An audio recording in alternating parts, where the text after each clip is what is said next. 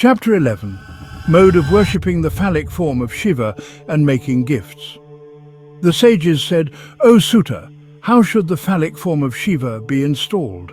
What are its characteristic features, and how should it be worshipped? What is the appropriate time and place for this worship? And what qualities should the performer possess?" Sūta began, "I shall reveal all the details to you, so please listen attentively. The timing must be convenient and auspicious. The place of installation should be a holy center, ideally situated on the bank of a river or in any locale that allows for daily worship. The phallic form, or linga, can be made of parthiva, earth, apya, water, or taijasa, fire. If the linga possesses all the qualities mentioned in sacred texts, the worshipper derives the full benefits. If it embodies all characteristics, it grants the fruits of worship instantly. A subtle form is recommended for mobile lingas and a more tangible form for stationary ones. The linga with good characteristics should be set up on an appropriate pedestal of the same sort. The pedestal can be circular, square or triangular in shape, with the one resembling a cot in the middle being of moderate efficacy. Initially, the linga was made from earth or rock, and later it began to be crafted from metals. If stationary, the linga and its pedestal should be made from the same material.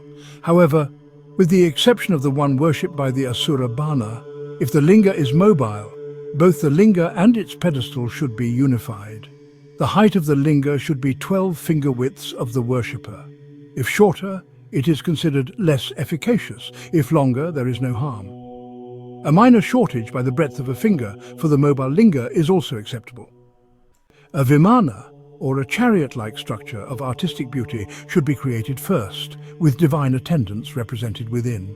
In its firm and beautiful sanctum sanctorum, studded with 9 precious gems, sapphire, lapis lazuli, emerald, pearl, coral, gomedica, diamond and ruby, the linga should be installed on the altar.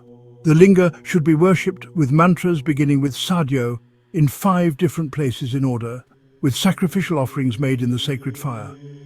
Shiva and the gods of his family are to be revered, and the preceptor should be given monetary gifts.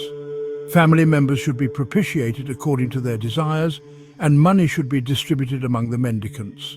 All beings, sentient or insentient, movable or immovable, should be duly gratified. Gems should fill the cavity, and the sacred mantras Sadyo should be recited. The great mantra Om, resonating with its mystical sound, is repeated. The linga is then united with the pitha, pedestal, and the two are welded together.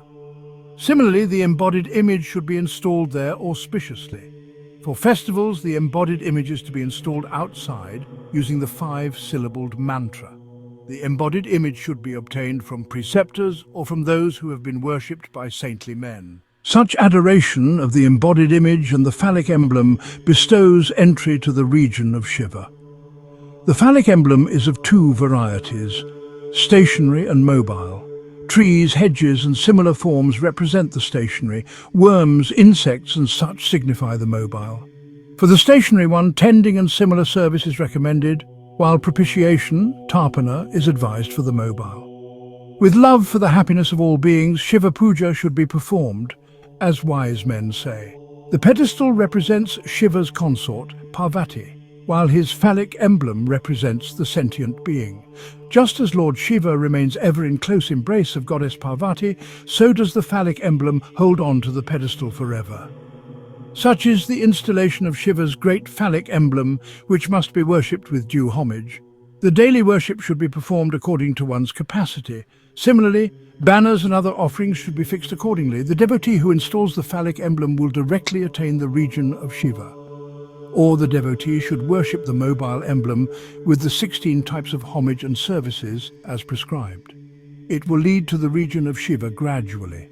The 16 types of service are invocation avahana, offering the seat asana, water offering arghya, washing of the feet padya, water for rinsing the mouth as a mystical rite akamana, oil bath abhyanga snana, offering of cloth vastra, scents gandha, flowers puspa, incense, dupa, lamps, dipa, food offering, nivadana, waving of lights, nirajana, betel leaves, tambula, obeisance, namaskara, and mystical discharge and conclusion, visarjana. Alternatively, the devotee may perform rites from the water offering to the food offering alone, or daily perform as they can ablution, abhiseka, food offering, naivedya, obeisance, namaskara, and propitiation, tarpana, in the correct order.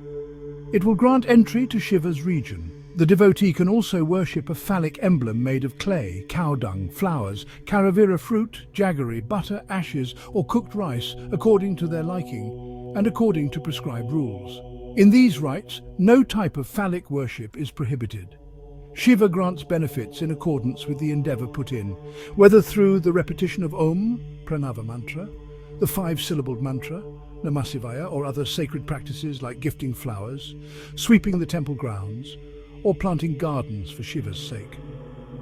The ultimate reward for any act of sincere devotion is the attainment of Shiva's region. One must always strive to perform actions that align with the teachings and worship of Shiva, maintaining purity in thought and action. Such devotion ensures liberation and an eternal place in Shiva's divine realm.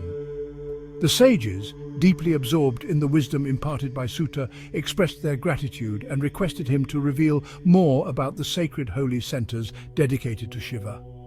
They yearned to know how men and women could attain Shiva's divine abode through these sacred sites.